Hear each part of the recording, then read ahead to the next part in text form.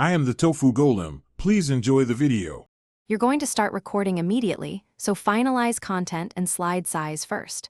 Once your mic is connected, test levels and remove background noise. Make a short test recording to confirm clarity. Then open slideshow and choose Record Slideshow. Start from the beginning. Speak naturally, pause between points, and use the next control to pace timing. Record narrations and laser or ink annotations as needed. This method captures slide timings and audio together, so you can export a single video later. Once done with the initial pass, play the recorded slideshow to inspect each slide's narration and timing. If a slide has an error, re-record only that slide using Record Slide, show right arrow, start recording from current slide. You don't need to redo the whole deck.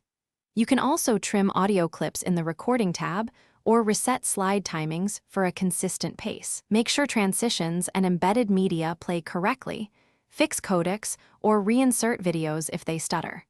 These middle steps ensure clean, synced audio and visuals before export. You're ready to finish. Go to File, Export, Create a Video. Choose a resolution like 1080p for clear output and set whether to use recorded timings or seconds per slide. Pick MP4 for wide device compatibility. Click Create Video, name the file, and wait. Large decks take longer. After export, play the MP4 fully to confirm audio sync and transitions. If audio is missing, check that Include Narrations and Timings was selected. Then re-record affected slides or verify your microphone permissions and export again. Thanks for watching. Consider subscribing if we helped you today.